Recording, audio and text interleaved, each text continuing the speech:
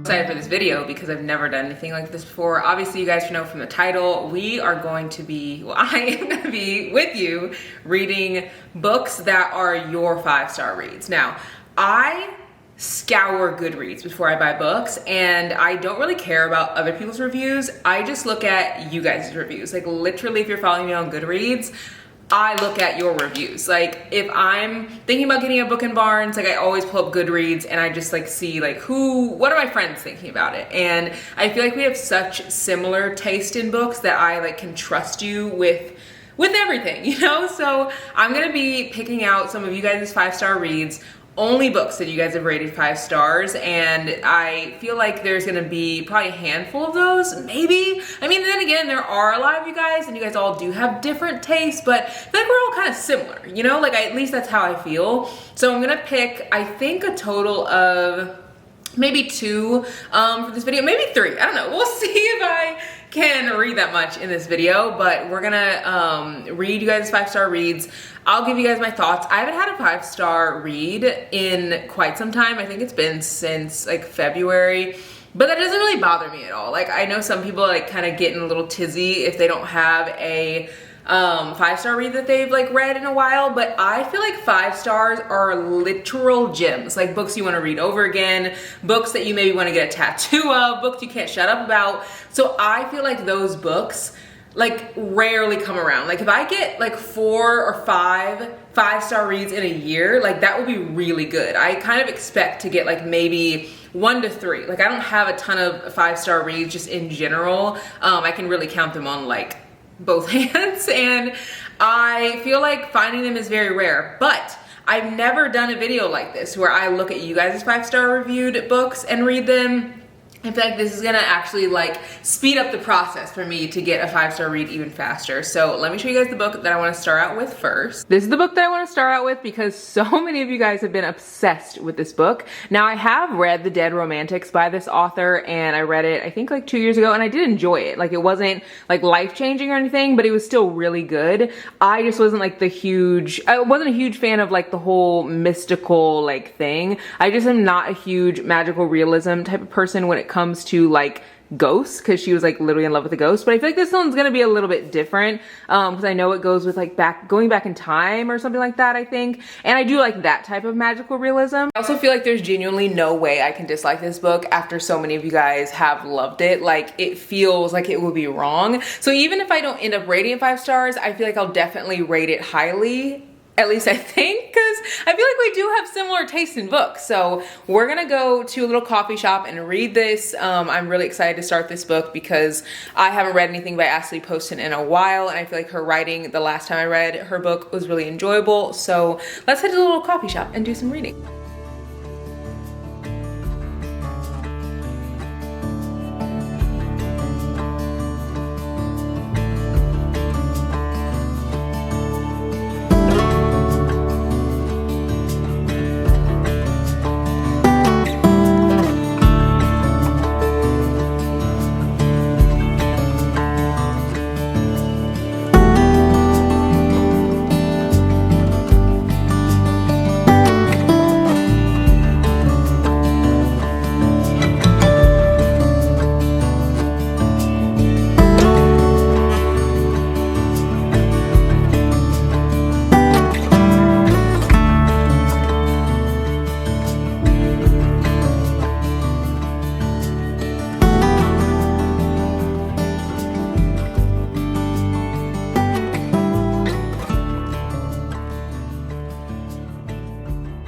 It's taken me a little bit to get into this. I'm like 79 pages and I feel like I'm just now starting to be like, okay, I'm getting like giggly and like stuff like that. I am, I feel like a pretty good amount through, but usually by like 50 pages, I know if it's gonna be 5 stars, and usually by 100 pages, I know if I'm gonna like it. So I'm not 100 pages in yet, but I'm pretty close. I am falling in love with the way Ewan like calls lemon. Her name's Clementine, but like the way that like, I don't know. Okay, someone tell me if you're like this. Like anytime that I read about like a male main character in a book, like an MMC, who, like, when he says something, he says the woman's name. It literally makes me get butterflies, like, every time. Like, he's like, it's not a trap, Lemon, he says softly in his southern lilt. Southern lilt a rumble. And the fact that he even says, like, Lemon afterward, he could have just said it's not a trap, you know? And he does that so much in this book. Like, he'll just, like, say Lemon and, like, just so, like, the way he says it, I don't know if it makes any sense to anyone. Like, is anyone else like that? There's also, like, a lot of quotes in here that I feel like are definitely quotes that I would, like, want to take with me even after I finish the book. Like, this quote on page 79, it says, "When was the last time you did something for the first time?" he asked, as if daring me. Like, that is so quotable. I feel like I need to put that on my mirror, because honestly, I need to ask myself that. Like, when was the last time that I did something for the first time? It is just, like, a very, very powerful quote, I feel like. And I feel like this book's gonna be kind of like that, like one of those, like, deeper books. At least that's kind of the vibe that I'm getting. I will say it has taken me a minute to get into it, but I feel like I'm just now really starting to get into it. The way this man is so gentle with Clementine, like, I am actually eating it up. Also, I feel like that is such a good name. Like, I don't feel like I meet a lot of Clementines, but the fact that he calls her Lemon, like, that is just so cute. But I'm on page 110, so I've gotten a little bit, like, further into it. And he says, "May I kiss you?" And it says, "I sucked in a breath. I wanted to. I shouldn't. It was probably the worst decision in the world." And then I'm gonna, like, leave it there. But then on the next page, it says, "He kissed like he wanted to savor me. I fear I've indeed gotten the wrong idea," he murmured when we finally broke away. His words hot against my lips, voice deep and hoarse, despite my efforts. "I feel starved, the wild girl I wanted to be but never quite was, the kind who yearned to devour the world one sensation at a time, the softness of his lips, the hunger there." I wrapped his tie around my hand, drawing him closer to me, and he made a noise in his throat as I pulled him near. "We both might have gotten the wrong idea," I agreed. "I liked it though. We could try again." Like, the quotes in this, like, everything is just so, like, deep and lyrical and beautiful. Like, it says, "His eyes darkened like a hurricane on the horizon, and as I tugged him toward me, he came willingly and kissed me harder on the mouth, threading his fingers in my hair." Oh my God, like, this is just, like, the way that everything is described is so beautiful. Like, the way he speaks to her is so gentle. Like, he's definitely giving, like, Cinnamon Roll Boy, which I feel like are some of my favorites. And I actually made a video on Instagram, and, like, people were like, "What's Cinnamon Roll Boy?" And that is, like, when a guy is just, like, the sweetest, like, sickeningly sweet, like, just so thoughtful, so sensitive, like, just so, like, in touch with his feelings. And, like, I am eating it up. Like, this, I feel like this is, like, I see why people love this book so much. I just got to page 153, and at the end of the chapter, when he goes, "It was good to see you again, Lemon," my mouth actually dropped open. Like, literally, it dropped open. For one, y'all know that I love when this man, like, says her name. Like, he says her name so much, like, in sentences and stuff. Instead of being like, "It's good to see you," he's like, "It's good to see you, Lemon."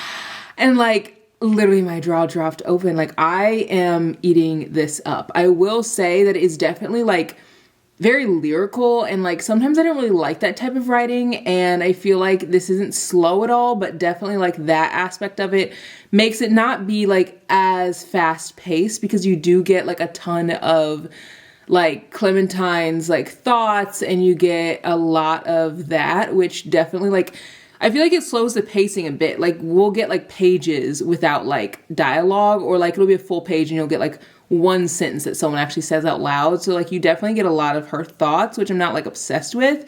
But the story itself is very beautiful. It's very magical. Like, I don't know, I see why people really like this. It's really, really good. I also feel like if you're the type who likes lyrical writing, like, the book Picking Daisies on Sundays, like books that are gonna have like lots of good quotes. Like I just read Summer Romance by Annabelle Monaghan. I feel like that book was kind of like that, like very quotable. I feel like you'll really like this if you like those types of books. I also feel like these are books that a lot of people who typically read like literary fiction or contemporary fiction enjoy, because it's focused on the romance, but it's also focused on so much more, like grief and her career, and you get a lot more than like the romance. So if you're not a romance like girl, you might enjoy this, because for me, I kind of wish that like there was more focus on the romance. Like I am just like eating it up every second, and like, I don't know, I feel like someone who doesn't normally read romance could definitely like this one.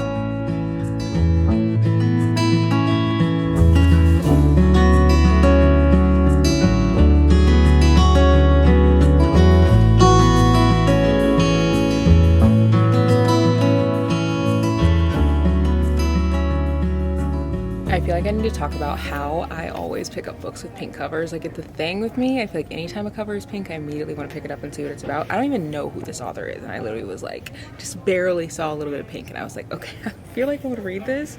Also, we need to talk about how I was just in this section, and there were like two guys in here just like looking, and one guy was like, oh yeah, I've like totally like read this, and then the other one's like, oh yeah, like it looks so cool, and like I feel like it is so rare to see guys in like the romance section, but I really want to be like, please read books in this section, because like y'all need some guidance and this is the place to be.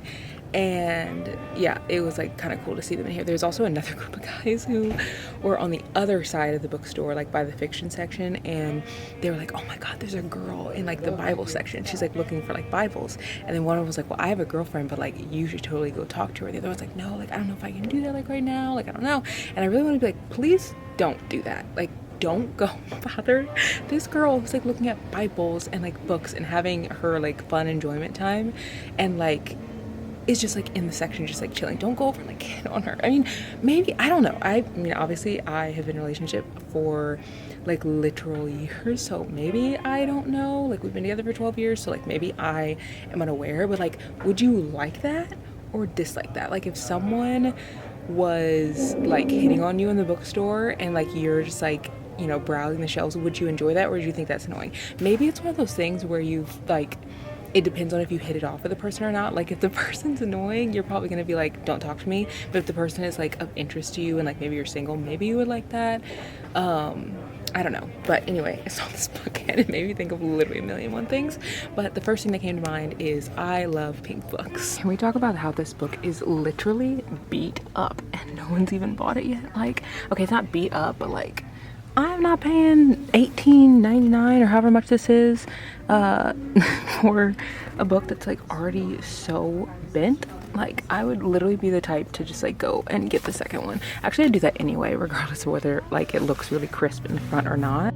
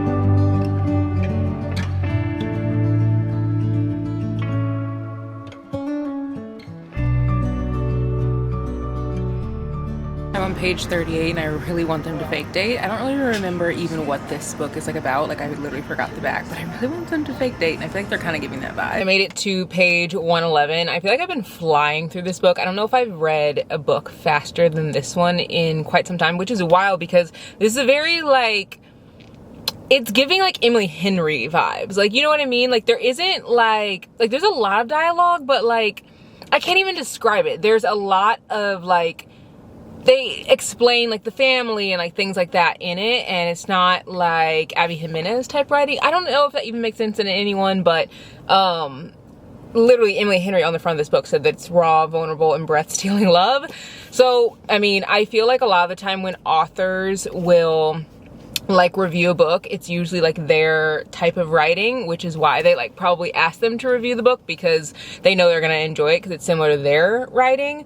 But I decided to read this book as my second book because like so many of you guys have said that this is incredible. So many of you guys have rated this 5 stars. So many of you guys on Goodreads are obsessed with this book, and I've never read anything from this author because I'm pretty sure it's her debut novel.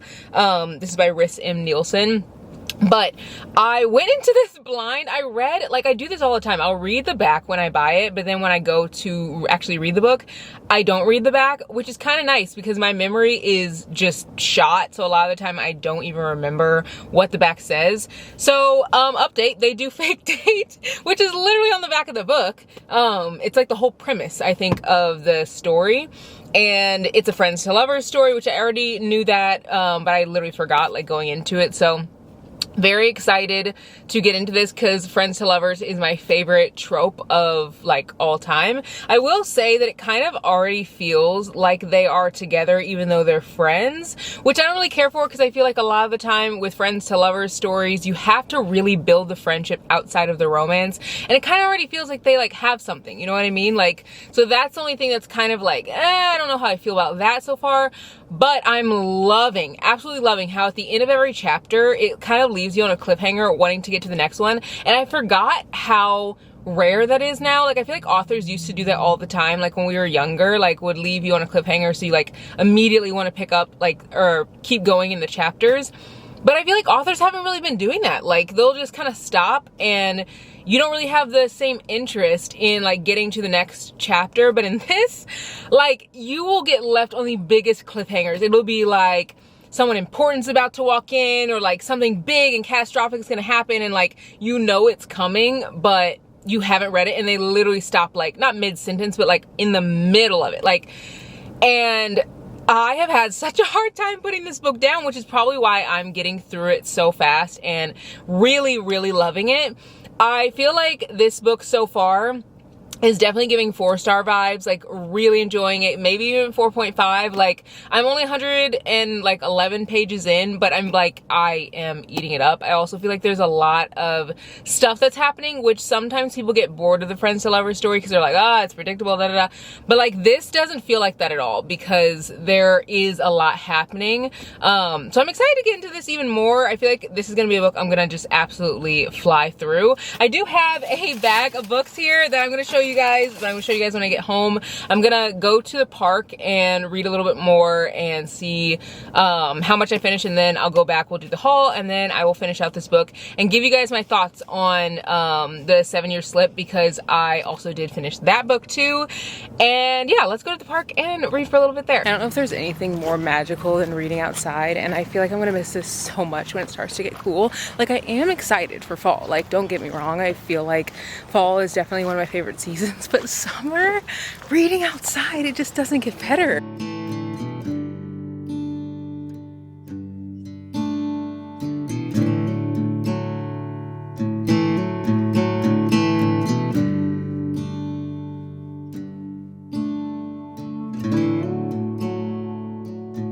One thing I'm absolutely loving about this book is that they're talking about the messiness of like going from just friends to like maybe more, or like the fake dating situation. Cause like I feel like I read a lot of books and like whenever they fake date, it's like, oh, like we're just friends, okay, let's fake date, oh, we have feelings now, and then like all of a sudden they're dating. But like no one talks about the in-between, like that awkward, like both people are kind of starting to have feelings but like no one wants to say it. And I don't know, I mean, I feel like I've told you guys this, but like Brady and I, we started out as just friends. We were friends for like 2 years before we dated. So like I knew him from 2020 until, or not 2020. Y'all, we've been married for 6 years together for 12. Imagine if we got like together in 2020. That didn't even make sense. But we met each other in 2010. Truly we're just friends, like nothing more. And then I have to get closer so you guys can hear me because the waves are going crazy. But then we started dating in 2012. But when we started dating, it was one of those things where we were like, I am kind of like starting to like you, like, but I don't want to say anything because I don't want to like mess up our friendship. So it was like a really awkward but like also exciting time, because like you kind of think the other person likes you, but you're like not sure. And I feel like books do not talk about that in between enough, because it is awkward and no one wants to make the first move, because if you make the first move and they end up like not being into you, it can like totally mess up your friendship. But then if you don't, it's like you'll be wondering forever. And this book is talking about that. Like on 150, they get back from like this big event thing, and while they're at the event, they both kind of like start to have like a little something, like a little sprinkle of something, and they end up dancing together, like grinding on the dance floor. And so they get back and he's like checking in that we're still okay with all this, doing my best friend due diligence, I guess. And she's like, thanks for checking in, tonight was intense in a way I'm not sure I prepared for, but maybe it's not possible to prepare for dot dot dot dot. Or she's like, maybe it's not possible to prepare for, and then she goes, da da da da. I trailed off, glanced up at the skylight, brushed down the bed sheets at my sides. And he goes, biology? Chemistry? And she goes, yes. And like, I just, pretty much both of them are like, well, it's obvious, like as humans, like we might have some kind of attraction to each other, but that doesn't mean we want to be together. And I'm like, that like never comes up in books, like ever. So yeah, I don't know, I'm just really enjoying it, and I feel like it is definitely feeling very true to like friends to lovers now. Oh, another boat goes by. I'm like rocking on this dock, like we're moving here. I actually scooted back because I wanted to be under this tree, because like it's super sunny in front of me, if you guys can see, but I just was like, I need to be like at least in the shade just a tad, because I've actually found that like whenever I go outside, when I sit in direct sunlight, I usually don't like to be outside nearly as long, but when I sit like a tad in the shade, not a ton, but like half of me is in the shade, I enjoy like the outside a little bit better, because my hair like gets me so hot. So anyway, loving this so far. It's very true and to like friends to lovers, and it feels very real. So I kind of take back what I said before. Well, not take it back, but like adding to it, I guess. Also, I feel like some of you guys are gonna ask like what I did to my hair. Like you're gonna be like, hair tips, because like I feel like anytime I have my like hair out, you guys are like, hair tips, give me all the tips. Literally, I've been doing braid outs, which have been incredible. Like I twist my hair every single night. I know a lot of people think that that's wild, but it helps like retain moisture, and it also makes it really easy in the morning. When I wake up, I just take them out before work. Whereas before, like, and I actually started doing this when I worked a corporate job, because when I have my natural hair, it's like, you don't want to wake up in the morning and be like, what am I gonna do with my hair, you know? So like I would just start twisting it at night, and then the next day would take it out. But I used to do like 2-strand twists, and now I'm doing like braid outs, like 3-strand twists instead of like just regular twist outs. And it has been so good for my hair. Also, I used to put like leave-in conditioner in it the night before, but I would find that the next day my hair was not dry. Like it would still be kind of wet, so then it would be frizzy. So I have been twisting my hair with not twisting, I've been doing braid outs with my hair, but I've been using, what's it called, jojoba oil, and just like oil, nothing else when I twist it, and it has been holding so well. It's felt so moisturized. So yeah, that's literally all I've been doing with my hair that's different than what I was doing before. And this is like my probably 3rd day doing like a braid out with oil only, because I always use leave-in conditioner, and it has been like, it's made the biggest difference in my hair definition and like how it looks. You guys can see it looks really full and stuff. And even though I've been like sitting outside when I was like eating and sitting outside while I'm like reading, it still is very like full. It hasn't like shrunk a ton. I think it's because the oil is like keeping that way. So anyway, gonna continue to read, and I'll give you guys my thoughts whenever I get back home.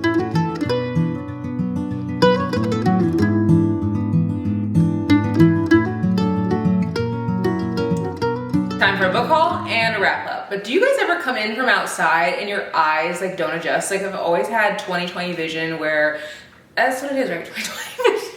Like I've never needed glasses, and I've always just like been fine without like needing anything. I don't think that I do, but I have noticed as I've gotten older, it takes my eyes longer to adjust, going from like inside to outside, or outside to like another area outside, if it's like sunny and then it's shaded, or if I'm like on the boat and then I like go to a park, you know what I mean? Like just different like lighting is like very tricky for me. Like I can still see fine, but like I almost get those like, you know, like when you like hold your eyes closed really tight and then you open them and it's kind of like black dots for a second. Like, I feel like I get that so much more than I used to, which I guess is just like, as you get older, I don't know, but, or maybe it's because like, I sit inside all day, and then whenever I go outside, like my eyes are like, welcome to the sun, because like, I don't know. I do sit inside and like type on my laptop a lot and like edit and stuff. And I usually use blue light glasses, but I have been like slacking on that. So I need to like pick up on that because I feel like that has really saved my eyes. But anyway, I have a book haul and I also have a book review. Let's start with the book review first. So this book I loved. I feel like it is so hard for me to rate books in videos because I feel like I need to sit on them sometimes. I can't decide if this is 3.5 or 4-star read. I feel like I'm leaning towards 3.5 only because like, and 3.5 is not a bad rating. Like I tell people this all the time. 3.5 is like mid for 3 and then 3.5 is like a little bit above mid, you know, because like if you split 5 in half, like, you know, it's like we're kind of in the middle there. And well, I guess 2.5 would be, but you know what I'm trying to say. Like we're in the middle and this is a little bit above 3.5 or a little bit above 3, but a little less than 4. Like I feel like it would almost be like a true 3.75, but I don't rate books like 0.25, like 0.75, because I feel like that just gets into the weeds too much. Like I'll just rate 3, 3.5, 4, 4.5, 5, and so forth, because anything less than half, it's like we're doing too much. Like what are we, like 4.10? Like I just can't do it for me. Like I like when other people rate it like that, because I'm like, okay, I know that this was super close to a 4 for you, but for me, like when people are like, oh, why did you rate that? If I had stuff rated like 3.25, 3.5, 3.75, I would never remember ratings. But like I can almost tell you off the bat, like any book that I look at on my shelf, I could pull it off and be like, oh, I rated it this. But I think it's because the ratings are like pretty easy. I think I'm gonna sit at a 3.5 for this. I think I might change my mind. When it's up on Goodreads, it's there for good. Like it's not moving. So just wait to see. By the time that you guys watch this video, it will be on Goodreads, and I always link my Goodreads in the description so you guys can go check this out. I think I'm gonna sit it at a 3.5, but if I like can't stop thinking about it tonight or something, like I will bump it up to a 4. The only thing that's keeping it from being a 4 for me is the writing, and I like the writing, but I feel like sometimes I don't resonate with like lyrical poetic writing. And I know that sounds so weird because people love that. Like that is usually people's bread and butter. But for me, I feel like sometimes poetic writing gets really wordy and it feels like try hard, which I don't feel like this book feels try hard, but like whenever it's like lyrical and like wordy, I'm like, where's the romance? Like get back to the romance, like get back to the story, you know?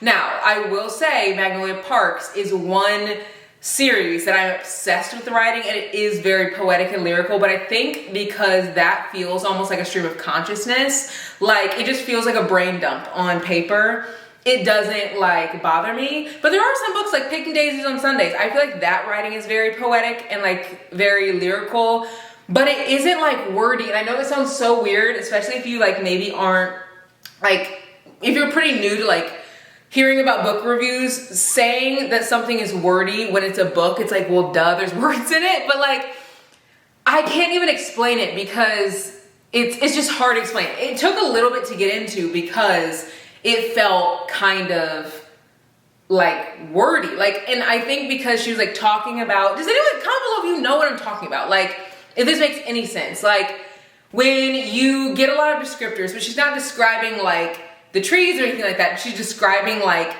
her, like, it's like her inner monologue, but it like goes on for a while.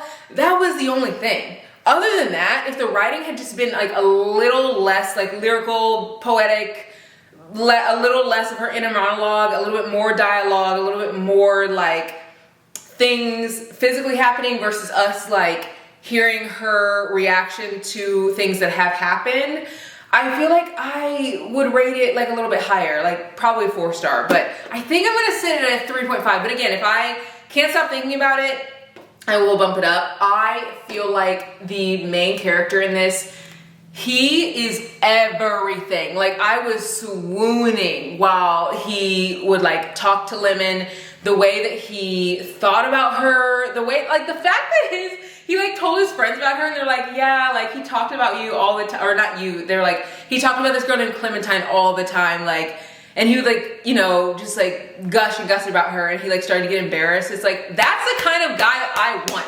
I want you to be down bad, whether you know I'm down bad or not. Like, I feel like I have a hard time if a guy is only into a girl when she is like, I'm also into you. And there's some books that are like that, but my favorite books are the ones like this, where the guy is like such a simp, where he doesn't even care if like she's as into him or not. Like, he's just like head over heels, like he's feeling it, like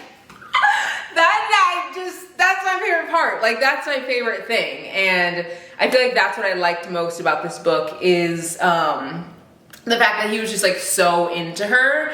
And a lot of you guys were saying that this might be like a hard book to read because of the focus on grief.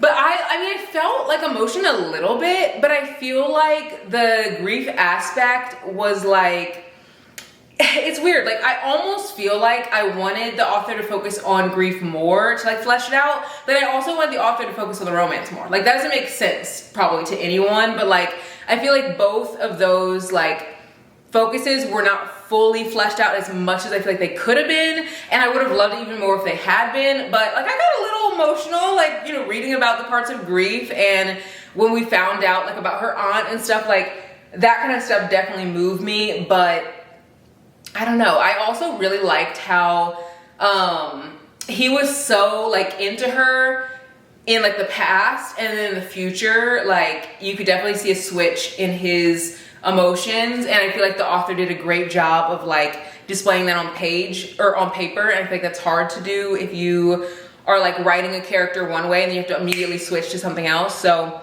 yeah, really like this book. I feel like if you love lyrical writing, you'll really like this. For me, it was just a little wordy. I don't know. I think it's gonna stay at a 3.5. I think it is. Also, I feel like 4-star books for me are the type of books where like I don't forget their names. Like, I love the books, like I'm always gonna recommend. That is a book that I will recommend, but I don't think I'll recommend it to everyone. It'll have to be like a certain type of person. Yeah, let's get into this little haul. So I ended up getting 3 books, and I actually ended up saving. I had like a little like $10 off thing, and I've been saving it every time I go in, just so I can like, honestly, I like to surprise myself.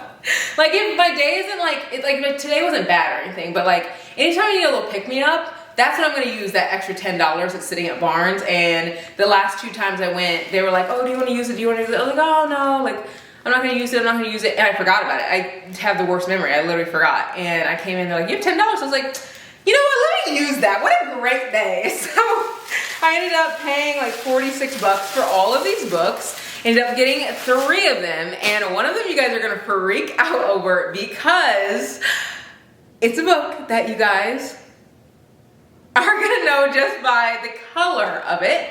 So yeah, let me show you guys what the first book is that I got. I just knew you guys were gonna freak out. Yeah, I know. Now, will I like say that I'm gonna read this soon?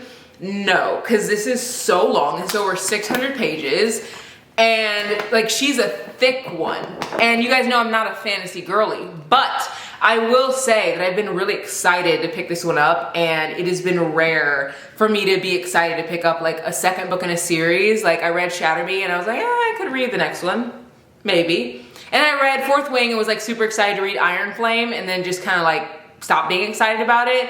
And one of you guys, you were saying that you read A Court of Thorns and Roses, and you were like, I wish that I had kept with the momentum and read the second book right after. So I wanted to pick it up so I could have the option to read it. I might do another fantasy video. You guys really liked the last one, but y'all know how long it took me to do that video. It took like months because I just am not a fantasy girl, and I am such a mood reader, so I never want to make myself do anything, like make myself read anything. Like, I created this channel just so we could hang out, we could have giggles, we can kiki, like we have the best time. And I feel like when I'm making myself read something, it like takes away from that. So I want to be in the mood to read this, and I'm not necessarily in the mood right now, but this is the second book. I think, please comment below and let me know if it is. I like Googled it, but I cannot stand when there are not numbers on books. And Like, I get so confused in the fantasy section because I know nothing about fantasy, and now I understand why new readers, they'll go to like the shelves and they'll pick up a book and take it home and be like, oh shoot, this is the second book in the series. Like all the books like by Lucy Score, like Things We Never Got Over, like that whole series, they got flowers on the front, one's pink, one's purple, one's blue. Like there's no numbers. Like, but because I like follow like romance books, I know like which one is first, which one's second, and which one's third. The blue one's first, the pink one's second, and the purple one is the third. Now, you guys probably know if it's the second or the first or the fourth or the fifth or however many books there are if you're a fantasy reader, but I am not. So that was interesting to me, and it made me realize how daunting it can be to go in the bookstore if you like don't know what you're looking for, and two, you're like new to reading. So I got that, and then the second book that I got was The Perfect Couple. This is by Elin Hildebrand. I think that's how you say her. Elin? I think it's Elin. Now, she writes mom books. I know it's not even a thing. Like I say that all the time. Like, I'll be like, oh, this is a mom book. Mom books to me are books that my mom would read. Like my mother, my specific mother. Now, would my mom like this book? I don't know. But like this cover, she would pick it up. She would like take it home because she's not reading cartoony books. She's not reading like she's picking up books like this. Like she likes books that look like, you know, adulty, and I feel like this definitely gives that.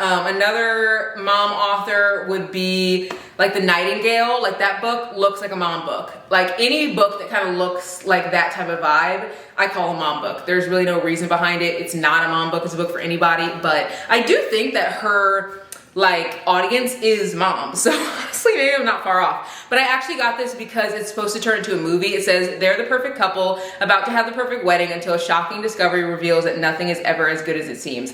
Never read anything by her. She writes contemporary fiction, which is way out of my wheelhouse, but y'all, we are trying new things. We just read some fantasy, so maybe I'll do like reading a literary fiction or contemporary fiction video if I get in the mood for it. And the last thing I got is the tried and true romance, because I just cannot leave without getting a romance. Now, what's funny is I actually already own this book. I bought it, actually I pre-ordered it because I was so excited to read it, and I pre-ordered it from the UK because I was like, oh my god, this book looks so good. It came out in the UK like months before it came out in the US. It just came out in the US.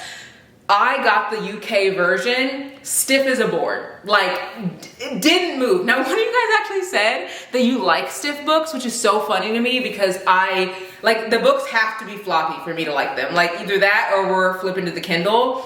And one of you guys were like, oh my god, I love when a book is stiff. And I'm like shook. But I got the book, didn't know it was gonna be like, you know, stiff like that, and so I am gonna put that into a free library, and I got this one because I know myself, I will not read that book. Like if it's stiff, I'm not gonna read it, and I don't think it's on Kindle Unlimited because it just came out, and I mean maybe it is, I didn't even check. Honestly, I just want to read it in physical form.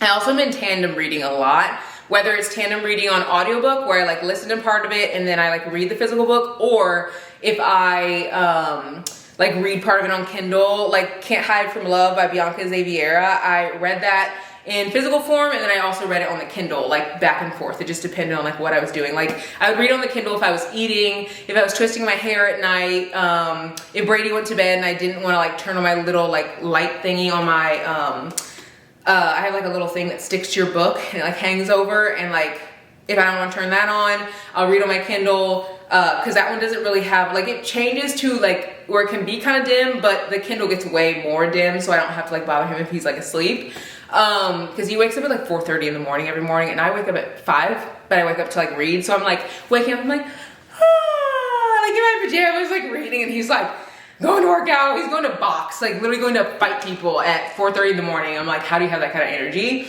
But anyway, I got this. It says her brother's best friend sends her heart racing in this sparkling Formula One romance. So it has the brother's best friend trope. It's sports romance. It looks really good. Chloe Leese, I think that's her name. She like gave a little thing on the back. It says an adorable brother's best friend sports romance that had me grinning from ear to ear. And that's a well-known like author. I haven't read anything of hers yet though, but yeah, it looks really good, and those are the 3 books that I got. So we are going to, I think I'm gonna change because I feel a little sticky in this, because like I've been in it all day, so I might change Or I might go work out or something, might put my hair up, I don't know. I'm feeling like a little sticky after sitting outside.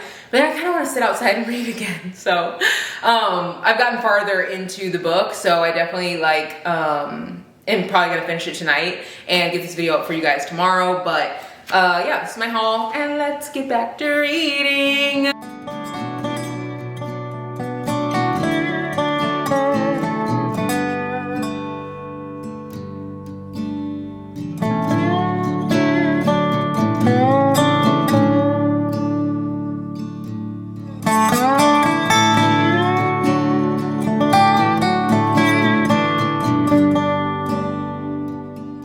What an incredible story. This book had so much more depth than I thought that there would be. Like, I really thought it was just gonna be like a little friends to lovers, like a little fluffy, like, no. Like, this book was so good, like so good. And I feel like there were so many deep, tender moments that like, just so good. I'm going to make you guys go to my Goodreads to like see my full review. I always write like 3 different paragraphs for like how I'm feeling and what I'm thinking about a book, because I want you guys to be able to have like a full fleshed out like thought of like what my feelings are for a book. And I really love this one. I can't believe this is her first book. I genuinely cannot. Like, the fact that no one has read anything that she's ever written until this book is wild to me, because she's so incredibly talented. If you like Emily Henry's writing, like books that are like have deeper themes, but also they are like really soft love stories, like, but they're, I wouldn't say passionate, but like you can feel the love, but it's nothing that is like, what, crass, that's the word I'm thinking of. Like, it is just a very beautiful, like, I feel like I never use the word tender, but like it's a very tender love story, and it's so good. I also eat up friends to lovers, and I feel like it like is not usually done well, and I feel like she did this book justice with the friends to lovers trope. So I also have not read a book this fast in, I can't tell you the last time. Like, I finished the 7-Year Slip in like a day, and then I finished this one in a day. Like, literally not even a full day. Like, it is wild. I don't think I've read a book this fast in literally forever. So go and pick both of these up. I will leave my full reviews on Goodreads, and I will see you guys on Tuesday in the next video. Bye, guys.